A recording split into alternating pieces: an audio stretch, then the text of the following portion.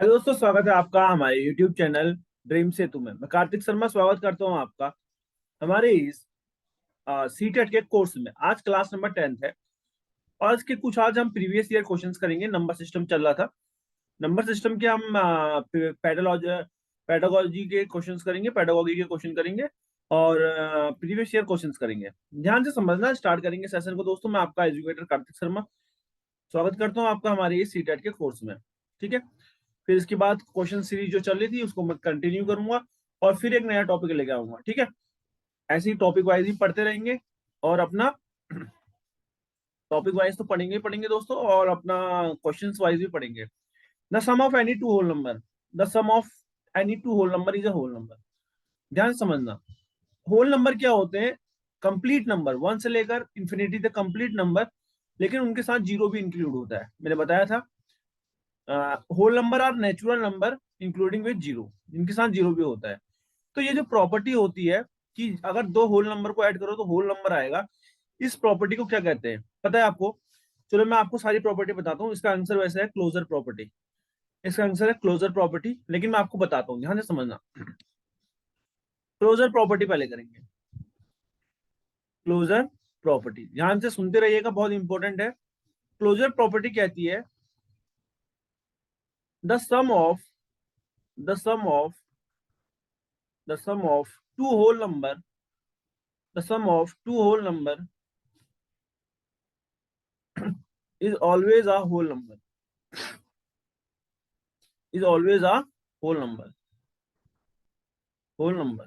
जैसे मैंने कहा, अगर मैं ऐड करूं कोई भी दो होल नंबर को, a प्लस बी, तो जो भी आपका सम आएगा, ये मानो होल नंबर है, ये मानो होल है, ये मानो होल नंबर है, और जो उसका सम आएगा ये भी होल होगा। क्या होगा?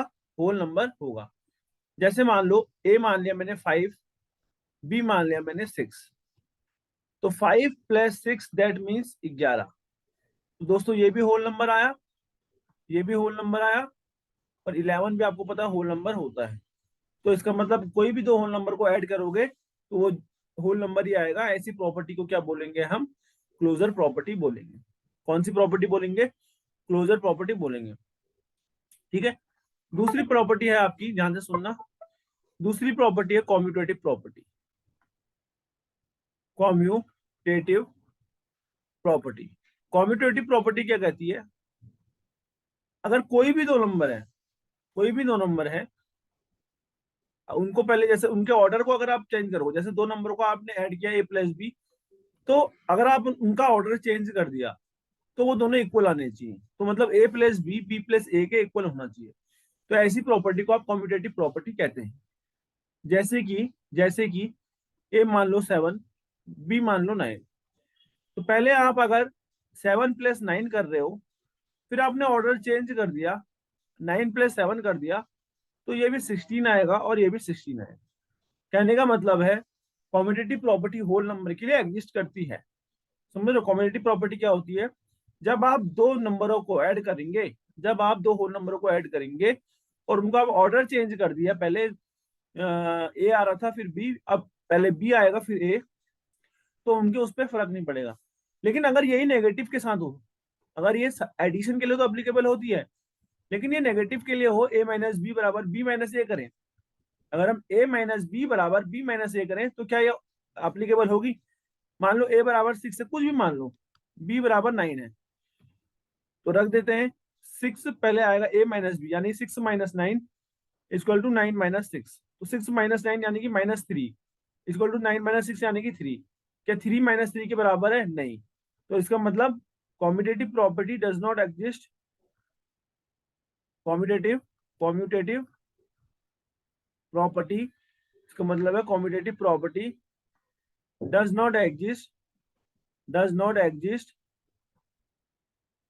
For subtraction of whole number, for subtraction of whole number, subtraction of whole number.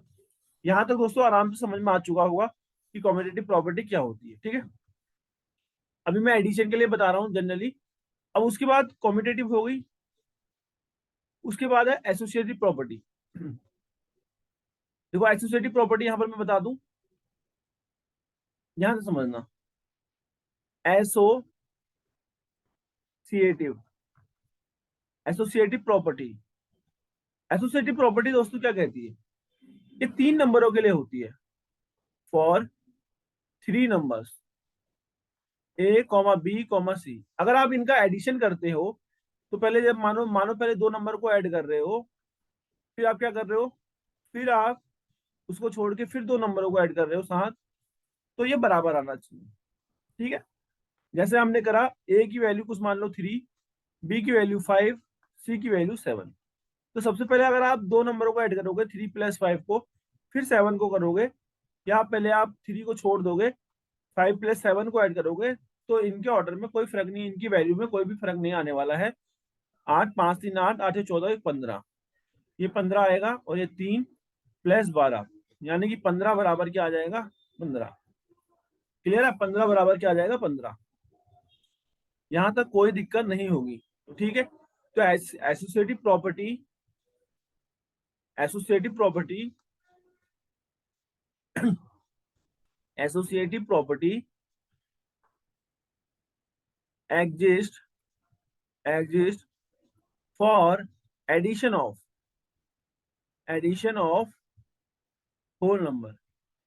जो एसोसिएटिव प्रॉपर्टी होती है वो एग्जिस्ट करती है होल नंबर के लिए, होल नंबर के एडिशन में, होल नंबर के एडिशन में। लेकिन अगर मैं यही बात कह दूं, अगर हम एसोसिएटिव प्रॉपर्टी सब्ट्रैक्शन के लिए लगाएंगे, ए माइनस बी माइनस सी बराबर ए माइनस बी माइनस सी, क्या ये लगेगी? चलो लगा लेते। ए बराबर 2 मान लो, बी बराबर 3 मान लो, सी बराबर 4 मान लो, करके देख लेते। ए माइनस बी पहले 2 - 3, फिर माइनस का 4 इक्वल टू ए, यानी कि 2 - 3 - 4, करके देख लेते हैं। 2 - 3 कितना, माइनस का 1, फिर माइनस का 4 इक्वल टू 2 माइनस का साइन है, 3 में से 4 जाएगा, माइनस का 1 आएगा।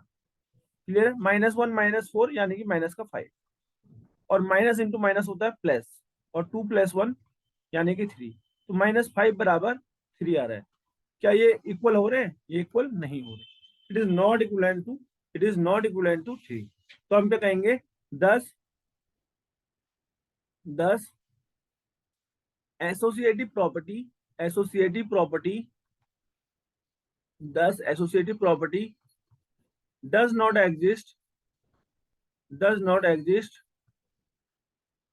For subtraction of, for subtraction of, देखो मैं आपको कितनी अच्छी चीजें बता रहा हूँ, subtraction of whole number, subtraction of whole number.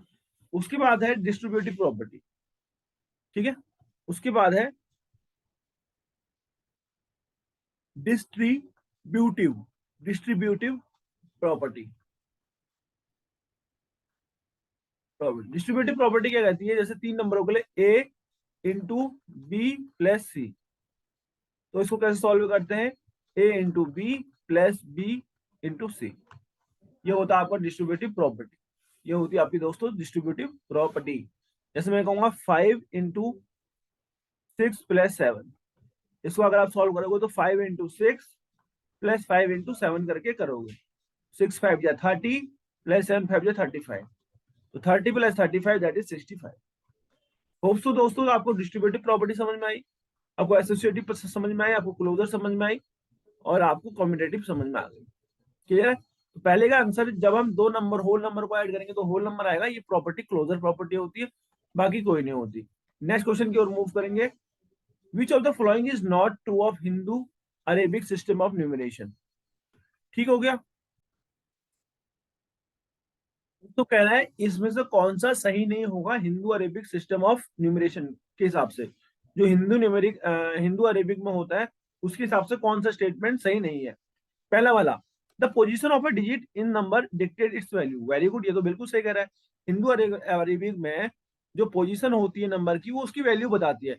मानो 5 6 3 8, अब इसकी पोजीशन क्या है, 3 की, मतलब जो पोजीशन है डिजिट की, ये 3 डिजिट है, कौन से पे है, ये इसकी वैल्यू बताएगी। 3 टेंस पे है तो 3 × 10, इसकी वैल्यू कितनी हो जाएगी, 30 आ जाएगी। ये सही कह रहा है, तो पहला वाला तो सही हो गया। It is additive in nature, बिल्कुल, जो हिंदू और अरेबिक में जो नंबर्स होते हैं वो एडिटिव इन नेचर होते हैं। बिल्कुल, ये बिल्कुल सही कहा, नंबर को या डिजिट को आप ऐड कर सकते हो। इट फॉलोज, क्या Hindu Arabic system base two system follow करता है? नहीं, Hindu Arabic system base 10 system follow करता है। कौन सा? Base 10 system. Hindu Arabic system base 10 system follow करता है। क्या ये मल्टीप्लिकेटिव नेचर में होते हैं हिंदू अरेबिक सिस्टम में नंबर? बिल्कुल मल्टीप्लिकेटिव भी होते हैं। तो कौन सा फॉलो नहीं कर रहा? ये वाला फॉलो नहीं कर रहा, तो बाकी सब गलत कर दोगे और ये वाले पे आप टिक करोगे, आपका ऑप्शन नंबर सी यहाँ पर सही है। Let's move to next question दोस्तों। Which is true about numeral and number? क्या सही है न्यूमरल के बारे में और क्या सही है नंबर के बारे में, ये आपको बताना है। A number is a symbol, बिल्कुल नंबर सिंबल होता है, use to represent number. A number is a symbol, a number is a symbol दोस्तों, a number is a numeral is a symbol. Number नहीं है, एक न्यूमरल है। एक numeral symbol होता है जो रिप्रेजेंट करता है नंबर को। Same number can be and same number can be represented by different numeral. Same number को हम अलग अलग न्यूमरल को रिप्रेजेंट करने के लिए बता सकते हैं। बिल्कुल दोस्तों, तो इसका आंसर हो जाएगा both A and B are correct. Both A and B are correct. ठीक है, इसका जो आंसर हो जाएगा both A and B are correct हो जाएगा। क्लियर है, यहाँ पर कोई दिक्कत नहीं हुई। अब प्रीवियस ईयर क्वेश्चंस करते हैं, ध्यान से सुनना। 10,000 कह रहे हैं। 10, 10 कितने हैं? 1000। 10 कितने हैं? 1000 है। 10 कितने हैं? 100 है। 10 कितने हैं? 10 है। किसके बराबर होंगे? 1 2 3 4, फिर यहाँ पर 1 2 3, फिर यहाँ पर 1 2 0। तो इसका आंसर कितना आएगा? 0 0 1 1 1। समझ में आ गया होगा, कुछ भी नहीं था, हलवा क्वेश्चन था। Next question, sum of remainder. ध्यान से सुनना, आपको सम ऑफ रिमाइंडर बताना है। जब 1 2 1 1 2 को डिवाइड करोगे 11 से जो रिमाइंडर आएगा, और 1 3 2 3 3 को डिवाइड करोगे 13 से जो रिमाइंडर आएगा, उनका सम। चलो कर लेते हैं। पहले 1 2 1 1 2 को डिवाइड करते हैं 11 से, तो 11 1 जा 11, दो में से एक गया एक, एक का एक। ठीक हो गया, ध्यान से समझना। और 1 - 1 तो 0 हो गया। तो यहाँ 11 1 जा 11 करेंगे। ठीक हो गया। अब यहाँ पर ये 0 कट जाएगा, अब ये 1 उतरेगा। दोस्तों जब ये छोटा होता है, ध्यान से समझना, जब ये छोटा होता है, किससे छोटा होता है? जब भी हम डिवाइड करते हैं, अंदर वाला डिवाइडेंड वाली वैल्यू छोटी हो जाती है डिविजर से, तो हम 0 ऐड करते हैं, तो यहाँ पर 0 आ जाएगा। ठीक है, कितना क्लियर हो गया? यहाँ पर 0 ऐड हो जाएगा। अब यहाँ पर 2 ऐड कर लेंगे। ठीक है, तो क्या आएगा बताओ? यहाँ पर क्या आ जाएगा? 11 9 जा 99, 11 9 जा 99 आ गया। यहाँ तो कोई दिक्कत है तो बताओ दोस्तों। इसी चीज को एक बार दोबारा देखना, मैं आपको एक चीज समझाना चाह रहा हूँ, दोबारा देखना। जैसे 1 2 1 1 2 को आप डिवाइड करें 11 से, तो सबसे पहले आपने इसको मारा 11 1 से 11। यहाँ तक ध्यान से समझना, 12 में से 11 जाएगा, एक आएगा। अब फिर दोस्तों यहाँ पर 1 उतरेगा, तो 11 1 से 11 हो गया। यहाँ तक किसी को कोई दिक्कत नहीं। अब ये 1 यहाँ पर देखो नीचे उतरेगा। जब भी ये छोटा हो जाए, जब भी ये छोटा हो जाए, किससे? जब भी ये अंदर वाला डिवाइडर वाला 1 छोटा हो जाए डिविजर से, हम 0 ऐड करते हैं। 0 आ गया। लेकिन क्या अभी भी डिवाइड हो पा रहा? क्या अभी भी ये डिवाइड हो पा रहा है? आप खुद बताओ, क्या अभी भी ये डिवाइड हो पा रहा है दोस्तों? नहीं हो पा रहा है। तो फिर यहाँ पर 0 ऐड कर देंगे, तो 11 9 जब क्या हो जाएगा? 99। तो 1 आएगा, अब यहाँ का 2 उतरेगा, तो 11 1 जा क्या हो जाएगा? 11 हो जाएगा। तो इसका रिमाइंडर क्या आ जाएगा? 1 आ जाएगा। ठीक है, एक का तो आ गया रिमाइंडर 1। अब इसका निकालेंगे। 1 3 1 3 2 3 3 13 से। अब दिमाग लगाना, 13 1 जा 13 हो गया दोस्तों, क्लियर। अब 2 तो डिवाइड नहीं होगा, इसलिए 0 आएगा। ठीक है, यहाँ पर आ गया, 0 ऐड करेंगे हम। यहाँ तो कोई दिक्कत है तो बताओ? यहाँ पर आपको 0 ऐड करेंगे, यहाँ पर 2 उतरेगा। ठीक है, फिर यहाँ पर 2 उतर जाएगा, अभी भी डिवाइड नहीं हो रहा तो 0 आएगा। फिर 13 1 जा क्या हो जाएगा? 13। 7 कितना आ जाएगा? कैरी। फिर 3 उतरेगा। 13 5 जा क्या हो जाएगा? 65। 13 में से 5 जाएगा, कितना होगा? 8। फिर उतरेगा 3। 13 6 जा 78। 13 में से 8 जाएगा दोस्तों, 5 आएगा। 13 में से जाएगा, कितना आएगा दोस्तों? 5 आएगा। यहाँ तक किसी को कोई दिक्कत है तो बताओ? किसी को कोई भी दिक्कत है तो आप बता सकते हो। ठीक हो गया, 5 आ गया, 13 में से 8 जाएगा, 5 आएगा। अब आगे क्या करना है, ध्यान से सुनो। यहाँ पे कोई गलती हुई तो एक बार देख लेंगे। तो बिल्कुल सही है। अब इनके रिमाइंडर जो आया 5 + 1, इसका सम करेंगे तो 6 आ जाएगा। क्या आ जाएगा, 6 आ जाएगा। Next, difference of place of 6। ठीक है, प्लेस वैल्यू ऑफ 6 बताना है और फेस वैल्यू ऑफ 4 बताना है, इनका डिफरेंस बताना है। प्लेस वैल्यू ऑफ 6, 6 का प्लेस वैल्यू क्या होगा, 6 1 10 100 1000 10,000 पे, तो 6 इंटू 10,000। फेस वैल्यू 4 का 4 ये होता है, तो ये कितना हो जाएगा, 6 1 2 3 4 -4, तो ये कितना आ गया, 10 में 4 गया 6 9 9 9 5। क्लियर है बच्चों, वाला क्वेश्चन था। नेक्स्ट, अब ये वाला क्वेश्चन मैंने आपको बता रखा है। जब आप इस नंबर को डिवीजर डिवाइड करोगे, क्वोशिएंट इतना मिलेगा, रिमाइंडर इतना मिलेगा, डिवीजर बताना है। तो डिवाइडेंड बराबर क्या होता है, डिवाइडेंड बराबर divisor, divisor into quotient, into quotient plus remainder, plus remainder. ठीक हो गया। अब डिवाइडेंड कितना है, 1 2 4 0 1। डिवीजर कितना निकालना है, क्वोशिएंट कितना है 77, रिमाइंडर कितना है 4। अब ये 4 इधर जाएगा, तो 1 2 4 0 1 माइनस का 4 equal to divide 77 into divided. तो 11 में से 4 जाएगा 7 9, ये 3 बन जाएगा। ठीक हो गया। उसके बाद 1 2 1 2 3 9 7। अब इक्वल टू 77 इंटू डी, अगर कट रहा है तो काट लो। 11 7 जा 77, 11 1 जा 11। ठीक हो गया, एक कैरी 11 1 जा 11, दो कैरी 11 2 जा 22, 7 11 7 जा 77।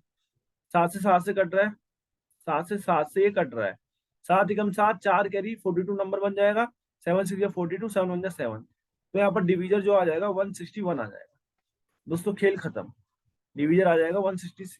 ओ तो वन इसको कैसे पढ़ा जाएगा, 47 9 2 8 इंडियन सिस्टम में 1 10 100 1000 10,000 लाख। तो क्या 4 लाख 4 लाख 7,000 4 लाख 7,928, 4 लाख 7,928। नेक्स्ट, ये थोड़ा अच्छा क्वेश्चन है, ध्यान से सुनना। एक 5 डिजिट का नंबर है, 1 2 3 4 5। In the 5 digit number, the digit at tens place पे जो डिजिट है वो 8 है, 8 ले ले। Digit at the unit place is 1/4 of the digit at tens place. जो डिजिट होगी यूनिट प्लेस पे वो 1/4 होगी टेंस प्लेस पे जो डिजिट है। टेंस प्लेस पे डिजिट 8 है, तो यूनिट प्लेस पे कितने हो जाएगी, 1/4, यानी कि 2 हो जाएगी। यहाँ पर क्या आ गया, 2। The digit at 1000 place is 0, 1 10 100 1000 पे 0। The digit at 100 place is twice that of unit place. ठीक है, 100 पे क्या होगी, दुगनी होगी यूनिट प्लेस की, तो यहाँ पर कितनी हो जाएगी, 4 हो जाएगी। And digit at 10,000 place is thrice the digit at unit place. Unit place पे जो डिजिट है तो टेंस प्लेस पे इसकी थ्राइस होगी, तो 2 का 3 गुना कितना हो गया, 6 हो जाएगा। तो what is the number, number क्या आएगा, ये आपको बताना है। इतना इजी क्वेश्चन था। अरे नहीं समझ में आया क्या, नहीं समझ में आया, एक बार क्वेश्चन पढ़ो। इस तरीके से क्वेश्चन आते हैं। मैंने इस तरीके का क्वेश्चन एक और कराया था आपको, ठीक है, जो क्वेश्चन सीरीज है उसमें मैंने कराया था, लेकिन आपको मैं फिर से बता देता हूँ, ध्यान से सुनना, कुछ भी नहीं है। लैंग्वेज पढ़ लोगे तो कर लोगे, अदरवाइज फिर जय बाबा की नहीं कर पाओगे। ठीक है, 5 डिजिट का नंबर है, 1 2 3 4 5। The digit at tens place, tens place पे जो डिजिट है वो 8 दे रखी है, लिख लो। Digit at unit place is 1/4 of the digit at tens place. जो यूनिट प्लेस पे जो डिजिट है वो टेंस प्लेस वाली डिजिट के 1/4 है। तो टेंस वाली प्लेस वाली डिजिट 8 है, इसका 1/4 तो आएगा, यानी कि 2। तो यूनिट प्लेस वाली डिजिट हो जाएगी 2। ठीक हो गया। द डिजिट एट 1000 प्लेस पे डिजिट 0 है, 100 प्लेस पे डिजिट दुगनी है यूनिट प्लेस के, 2 का दुगना कितना हो गया, 4 हो जाएगा। और डिजिट 10,000 पे थ्राइस है यूनिट प्लेस के, 3 दूनी 6। तो ये नंबर क्या होगा, ये बताना है, बता दो भैया, आगे चलो। ठीक है, अब लास्ट क्वेश्चन आज के सेशन का दोस्तों, लास्ट क्वेश्चन रहेगा। ठीक है, ज्यादा बड़ा सेशन नहीं कर रहा हूँ, ठीक है, छोटे छोटे करके पढ़ेंगे। आपको यूनिट प्लेस की वैल्यू बतानी है, तो आपको इन नंबरों से मतलब ही नहीं है, सब मल्टीप्लाई में है। तो आपको 8 इंटू 6 इंटू 9 इंटू 2 चाहिए लास्ट का। लास्ट की डिजिट देखो, क्योंकि आप यूनिट डिजिट से मतलब है, आपको यूनिट डिजिट से मतलब है। देखो 8 6 जा 48 आ गया, तो इन दोनों को मल्टीप्लाई करके 8 आया, आपको अब 8 चाहिए खाली। ठीक है, फिर 8 इंटू 9 करना, 9 8 जा 72, तो अब आपको यहाँ से 2 चाहिए खाली। और 2 × 2 यानी कि 4, लास्ट में कितना आएगा, 4 आएगा। 9 2 18, 18 से 8, 8 8 is 4, लास्ट में क्या आ रहा है आपको, 4 आ रहा है, आपको 4 चाहिए। दोस्तों सेशन कैसा लगा, हमारे प्लीज चैनल को लाइक कीजिए, सब्सक्राइब कीजिए, और टेलीग्राम चैनल का लिंक आपको डिस्क्रिप्शन बॉक्स में मिल जाएगा। कोई भी डाउट हो तो आप कमेंट बॉक्स में आप कर सकते हैं। ठीक है, मिलेंगे नेक्स्ट सेशन के साथ, फिलहाल के लिए धन्यवाद दोस्तों।